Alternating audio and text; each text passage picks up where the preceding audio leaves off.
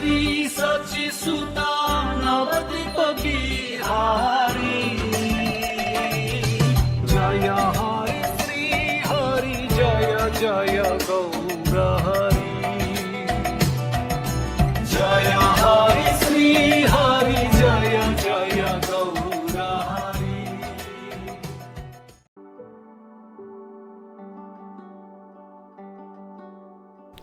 रामानंद राय गोपियों के भाव को समझाते हुए आगे कहते हैं, जो व्यक्ति रागानुगा मार्ग पर भगवान की पूजा करता है और वृंदावन जाता है, उसे नंद महाराज के पुत्र व्रजेंद्र नंदन की शरण प्राप्त होती है।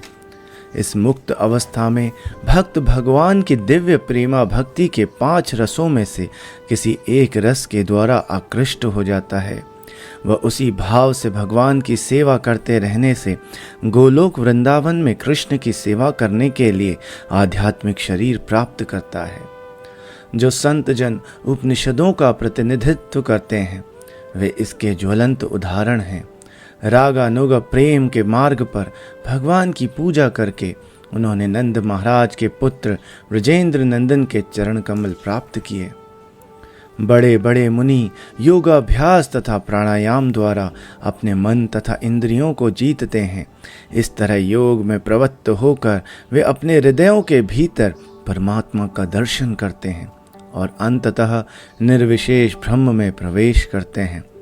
किंतु यह पद तो पूर्ण पुरुषोत्तम भगवान के शत्रु भी उनका केवल चिंतन करके प्राप्त कर सकते हैं। किंतु व्रजांगनाएं अर्थात गोपियां कृष्ण के सौंदर्य से आकृष्ट होकर कृष्ण का और उनकी सर्प जैसी भुजाओं का आलिंगन करना चाहती थी। इस प्रकार उन्होंने अंततोगत्वा भगवान के चरण कमलों के अमृत का आस्वादन किया। इसी तरह हम उपनिषद भी गोपियों के पद चिन्हों पर चलकर कृष्ण के चरण कमलों का अमृत चख सकते हैं। पिछले श्लोक में चतुर्थ चरण में उल्लेखित समदृश्य शब्द का अर्थ है गोपियों के भाव का अनुगमन करते हुए। समा का अर्थ है श्रुतियों द्वारा गोपियों जैसा ही शरीर प्राप्त करके। अंग्रि पद्म सुधा का अर्थ है कृष्ण से घनिष्ठता पूर्वक संगति करते हुए। ऐसी पूर्णता एकमात्र भगवान के रागानुगा प्रेम द्वारा मिल सकती है। केवल विधि विधानों द्वारा भगवान की सेवा करने से गोलोक वृंदावन में कृष्ण को प्राप्त नहीं किया जा सकता। यशोदा के पुत्र पूर्ण पुरुषोत्तम भगवान कृष्ण उन भक्तों को सुलभ हैं जो रागानुगा भक्ति में लगे हुए हैं, किंतु वे शुष्क चिंतकों, कठिन व्रत तथा तपस्या द्वारा आत्म साक्षात्कार के लिए प्रयत्न करने वालों या शरीर को आत्मा मानने वालों को इतनी सरलता से सुलभ नहीं है। राधा कृष्ण तथा उनकी लीलाओं का दीर्घ काल तक चिंतन करने और भौतिक कलमश से पूरी तरह मुक्त होने पर मनुष्य आध्यात्मिक जगत को चला जाता है। वहाँ भक्त को गोपी के रूप में राधा तथा कृष्ण की सेवा करने का सुअवसर प्राप्त होता है। जब तक मनुष्य गोपियों के चरण चिन्हों का अनुसरण नहीं करता, तब तक उसे नंद महाराज के पुत्र कृष्ण के चरण कमलों की सेवा प्राप्त नहीं हो सकती। यदि वह भगवान के ऐश्वर्य के ज्ञान से परास्त हो जाता है, तो उसे भगवान के चरण कमल प्राप्त नहीं हो सकते, भले ही वह भक्तिमय सेवा में क्यों न लगा हुआ हो। इस प्रसंग में अकथनीय उदाहरण लक्ष्मी जी का है, जिन्होंने वृंदावन में कृष्ण की लीलाओं को प्राप्त करने के लिए भगवान कृष्ण की पूजा की, किंतु अपनी ऐश्वर्यमय जीवन शैली के कारण उन्हें वृंदावन में कृष्ण की सेवा प्राप्त नहीं हो सकी। जब भगवान श्री कृष्ण गोपियों के साथ रासलीला में नृत्य कर रहे थे, तब भगवान की भुजाएं गोपियों की गर्दन को आलिंगित किए हुए थे। यह दिव्य कृपा ना तो लक्ष्मी जी को, ना ही वैकुंठ में अन्य किसी प्रेयसी को प्राप्त हो पाई, ना ही स्वर्गलोक की उन सुंदरियों ने कभी ऐसी कल्पना भी की थी जिनकी शारीरिक कांति तथा सुगंध कमल पुष्प जैसी है। तो भला संसारी स्त्रियों के विषय में क्या कहा जाए, जो भौतिक दृष्टि से कितनी भी सुंदर ही क्यों ना हो। यह सुनकर श्री चैतन्य महाप्रभु ने रामानंद राय का आलिंगन किया और दोनों एक दूसरे को गले लगाकर रुदन करने लगे। इस तरह सारी रात भगवान के प्रेमावेश में बीती और प्रातःकाल दोनों अपने अपने कार्यों पर चले गए। श्री चैतन्य महाप्रभु से विदा होने के पूर्व रामानंद राय ने पृथ्वी पर गिरकर महाप्रभु के चरण कमल पकड़ लिए। फिर वे अत्यंत विनीत भाव से इस प्रकार बोले। श्री रामानंद राय ने कहा, आप मुझ पर अपनी अहेतु की कृपा दर्शाने ही यहाँ आए हैं, अतएव आप यहाँ कम से कम 10 दिन तक रुक जाएं और मेरे दूषित मन को शुद्ध कर दें। आपके अतिरिक्त ऐसा कौन है जो सारे जीवों का उद्धार कर सके, क्योंकि केवल आप ही कृष्ण प्रेम प्रदान कर सकते हैं। महाप्रभु ने उत्तर दिया, मैं आपके सद्गुण सुनकर यहाँ आया हूँ। मैं तो आपके पास कृष्ण का गुणानुवाद सुनने और इस तरह अपना मन शुद्ध करने आया हूँ। जिस तरह मैंने आपके बारे में सुना था, उसी तरह मैंने आपकी महिमा भी देख ली। जहाँ तक राधा कृष्ण की प्रेम लीलाओं का संबंध है, आप तो ज्ञान की सीमा हैं। 10 दिन की क्या बात है, जब तक मैं जीवित रहूँगा तब तक आपका साथ छोड़ पाना मेरे लिए असंभव होगा। आप और मैं दोनों साथ साथ जगन्नाथपुरी में रहेंगे। हम एक साथ आनंद में कृष्ण तथा उनकी लीलाओं की चर्चा करते हुए अपना समय बिताएंगे। इस तरह वे दोनों अपने कामों पर चले गए। तत्पश्चात संध्या समय रामानंद राय श्री चैतन्य महाप्रभु से मिलने आए। इस तरह वे बारंबार मिलते, एकांत स्थान में बैठते और प्रश्नोत्तर के रूप में प्रसन्नचित्त होकर कृष्ण की लीलाओं पर चर्चा करते थे। श्री चैतन्य महाप्रभु प्रश्न पूछते थे और रामानंद राय उत्तर देते थे। इस तरह रात भर वे चर्चा में लगे रहते। एक अवसर पर महाप्रभु ने पूछा, सभी प्रकार की विद्याओं में कौन सी विद्या सर्वाधिक महत्वपूर्ण है? रामानंद राय ने उत्तर दिया, दिव्य कृष्ण भक्ति के अतिरिक्त अन्य कोई विद्या महत्वपूर्ण नहीं है। समस्त यशस्वी कार्यों में से कौन सा कार्य सर्वाधिक यशस्वी है? वह व्यक्ति जो भगवान कृष्ण के भक्त के रूप में विख्यात है, वही सर्वाधिक यश तथा कीर्ति भोगता है। धनवानों में सर्वोच्च कौन है? जो राधा तथा कृष्ण के प्रेम का सबसे बड़ा धनी है, वही सबसे बड़ा धनवान है।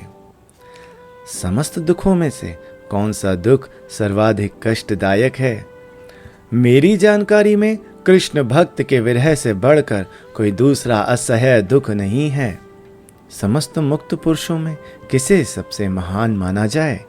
जो कृष्ण प्रेम से युक्त है, उसे ही सर्वोच्च मुक्ति प्राप्त है।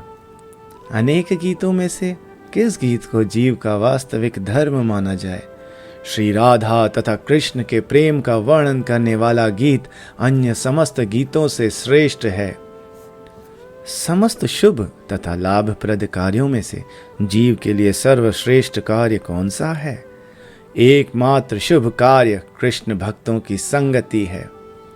सारे जीव किसका निरंतर स्मरण करें?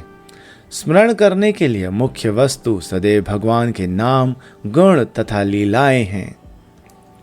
समस्त प्रकार के ध्यानों में से कौन सा ध्यान जीवों के लिए आवश्यक है? प्रत्येक जीव का प्रधान कर्तव्य यह है कि वह राधा कृष्ण के चरण कमलों का ध्यान करे। जीव को अन्य सारे स्थान त्याग कर कहाँ रहना चाहिए? उसे वृंदावन या व्रजभूमि नामक पवित्र स्थान में रहना चाहिए, जहाँ भगवान ने रास नृत्य किया है। सुने जाने वाले समस्त विषयों में से कौन सा विषय समस्त जीवों के लिए सर्वोत्तम है? राधा तथा कृष्ण के प्रेम व्यापार के विषय में श्रवण करना कानों को सर्वाधिक सुहाना लगता है। समस्त पूजा के योग्य वस्तुओं में से कौन प्रधान है? प्रधान पूजा योग्य वस्तु राधा कृष्ण का नाम हरे कृष्ण मंत्र है। और जो मुक्ति चाहते हैं तथा जो इंद्रिय तृप्ति की इच्छा करते हैं, उनका गंतव्य क्या है? जो लोग भगवान के अस्तित्व में समा जाने की चेष्टा करते हैं, उन्हें वृक्ष के समान शरीर धारण करना होगा, और जो लोग इंद्रिय तृप्ति में अधिक आसक्त हैं, उन्हें देवताओं का शरीर मिलेगा। सभी दिव्य रसों से रहित व्यक्ति उन कौओं के समान है जो ज्ञान रूपी नीम वृक्ष के कटु फलों का रस चूसते हैं, जबकि रसज्ञ व्यक्ति उन कोयल के तुल्य है जो भगवत प्रेम रूपी आम्र वृक्ष की मंजरियों को खाते हैं। अभागे शुष्क दार्शनिक दर्शन की शुष्क विधि का आस्वादन करते हैं, किंतु भक्तगण नियमित रूप से कृष्ण प्रेम रूपी अमृत का पान करते हैं, अतएव वे सर्वाधिक भाग्यशाली हैं। इस तरह श्री चैतन्य महाप्रभु तथा रामानंद राय ने कृष्ण कथा के रस का आस्वादन करते हुए पूरी रात बिताई। उनके कीर्तन करते, नाचते तथा रोते हुए सारी रात बीत गई। प्रातः होने पर दोनों अपने कार्य पर चले गए, किंतु संध्या समय रामानंद पुनः महाप्रभु से मिलने आए। उसी दिन संध्या समय कुछ समय तक कृष्ण कथा की चर्चा चलाने के बाद रामानंद राय ने महाप्रभु के चरण कमल पकड़ लिए और इस तरह बोले, राधा रानी तथा कृष्ण विषयक तत्व तथा उनके दिव्य प्रेम रस तथा लीलाओं के अनेकानेक दिव्य तत्व हैं। आपने मेरे हृदय में इन अनेक दिव्य तत्वों को प्रकट किया है। नारायण ने इसी तरह ब्रह्मा जी को शिक्षा दी थी। परमात्मा हर एक के हृदय के भीतर से बोलते हैं, बाहर से नहीं। वे सभी प्रकार के भक्तों को उपदेश देते हैं और यही उनकी उपदेश विधि है। हे मेरे प्रभु, वासुदेव के पुत्र श्री कृष्ण, हे सर्वव्यापी भगवान, मैं आपको सादर प्रणाम करता हूँ। मैं भगवान श्री कृष्ण का ध्यान करता हूँ, क्योंकि वे परम अद्वैय सत्य हैं और व्यक्त ब्रह्मांडों की सृष्टि, स्थिति और प्रलय के कारणों के आदि कारण हैं। वे प्रत्यक्ष तथा अप्रत्यक्ष रूप से समस्त जगत से अवगत रहते हैं और वे स्वतंत्र हैं, क्योंकि उनसे परे अन्य कोई भी कारण नहीं है। उन्होंने ही पहले प्रथम जीव ब्रह्मा के हृदय में वैदिक ज्ञान प्रदान किया। उनके द्वारा बड़े बड़े ऋषि और देवतागण भी मोहित हो जाते हैं। जैसे अग्नि में जल या जल में भूमि दिखने से मनुष्य भ्रमित हो जाता है, उन्हीं के कारण तीन गुणों की क्रिया प्रतिक्रिया से निर्मित भौतिक ब्रह्मांड वास्तविकता प्रतीत होते हैं, यद्यपि वे अवास्तविक होते हैं। अतएव मैं उन परम सत्य श्री कृष्ण का ध्यान करता हूँ, जो अपने दिव्य धाम में निरंतर रहते हैं, जो भौतिक जगत की माया से सदा मुक्त है। मैं उनका ध्यान करता हूँ, क्योंकि वे परम सत्य हैं। तत्पश्चात रामानंद राय ने कहा कि उनके हृदय में अब एक ही संशय बचा है। अतएव उन्होंने महाप्रभु से याचना की कि आप मुझ पर कृपालु हों और मेरा संशय दूर करें। तब रामानंद राय ने श्री चैतन्य महाप्रभु से कहा, पहले मैंने आपको सन्यासी के रूप में देखा, किंतु अब मैं आपको एक गोपाल बालक श्याम सुंदर के रूप में देख रहा हूँ। अब मैं आपको सुनहरे गुड्डे की तरह प्रकट होते देख रहा हूँ और आपका सारा शरीर सुनहरी कांति से आच्छादित प्रतीत होता है। मैं देख रहा हूँ कि आप मुख में वंशी धारण किए हुए हैं और आपके कमल नेत्र विभिन्न भावों के कारण चंचल हो रहे हैं।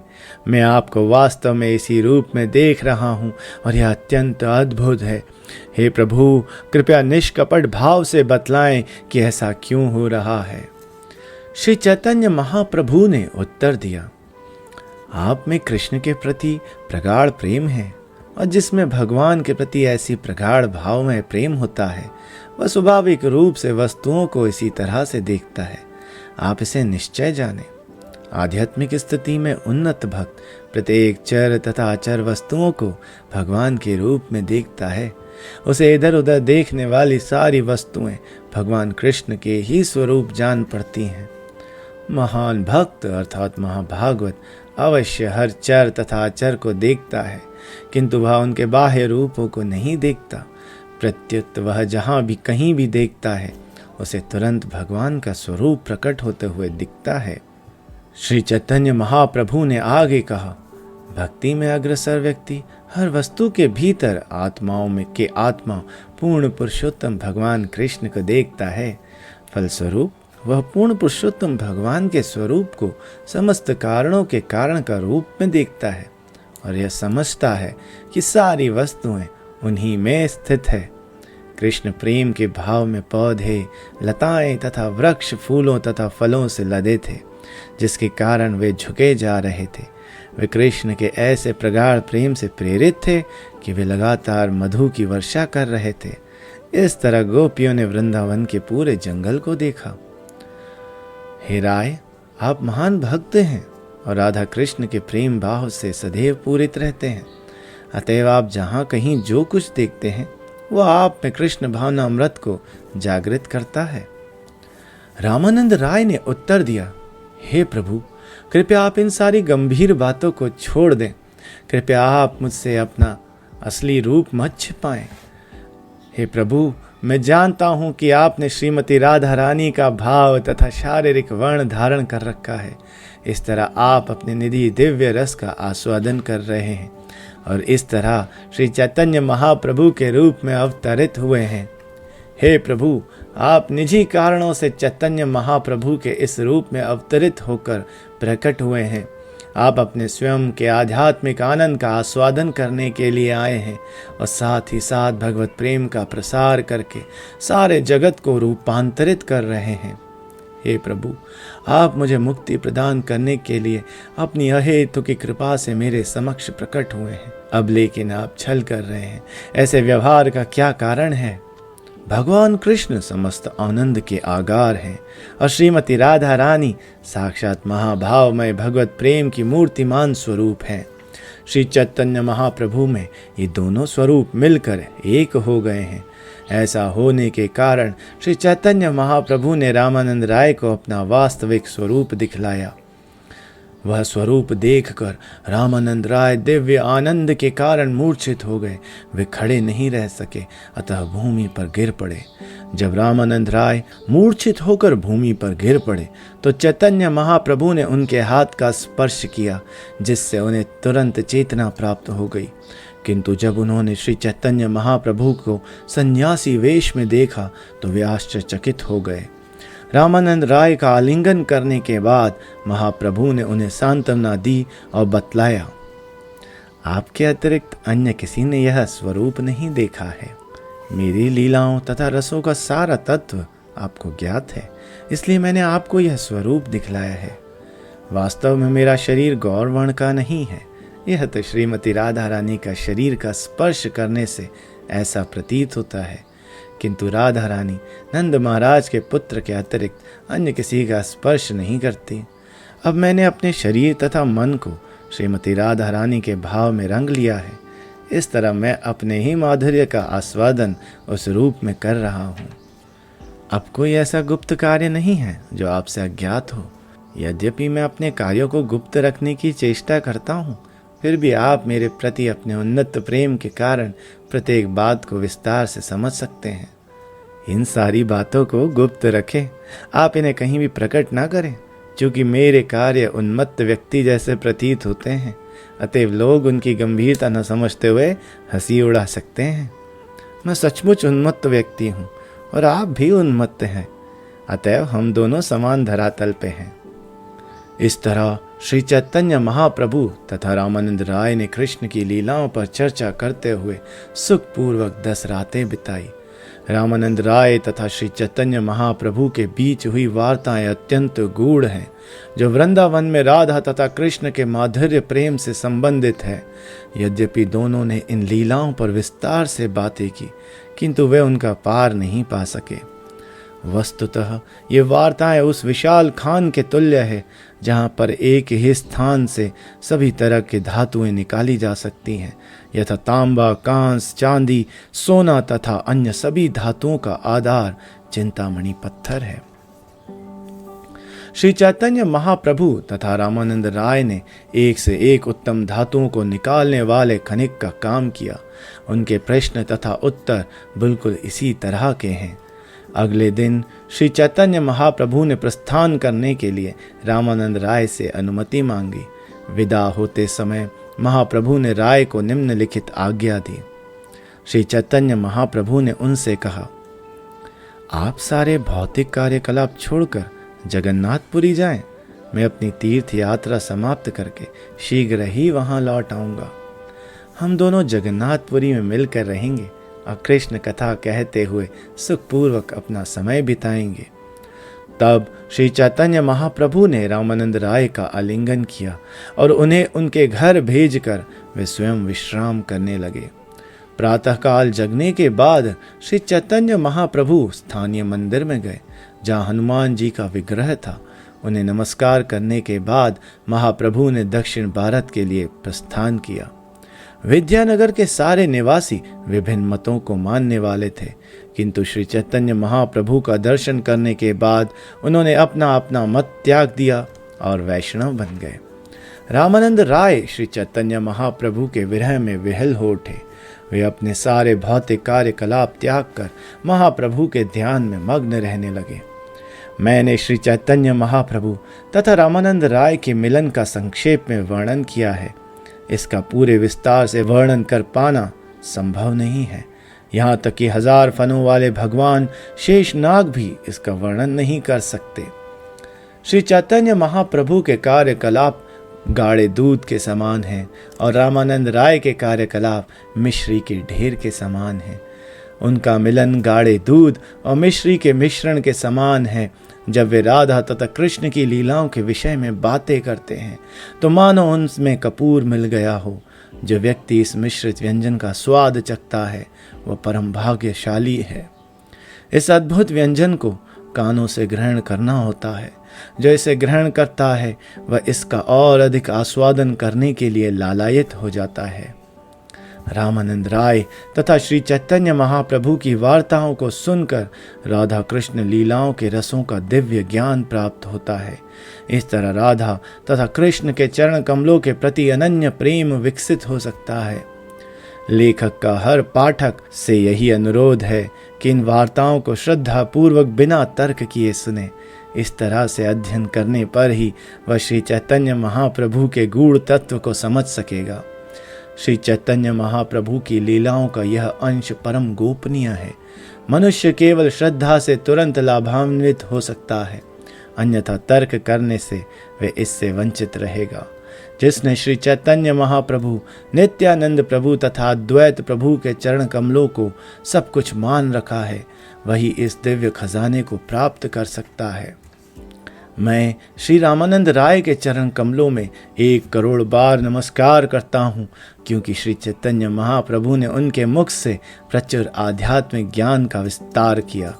मैंने श्री स्वरूप दामोदर के गुटकों के अनुसार श्री चैतन्य महाप्रभु तथा रामानंद राय के मिलन लीलाओं का प्रचार किया है। श्री रूप तथा श्री रघुनाथ दास के चरण कमलों पर प्रार्थना करते, उनकी कृपा की कामना करते हुए मैं कृष्णदास उनके चरण चिन्हों पर चलकर श्री चैतन्य चरितामृत का वर्णन कर रहा हूँ।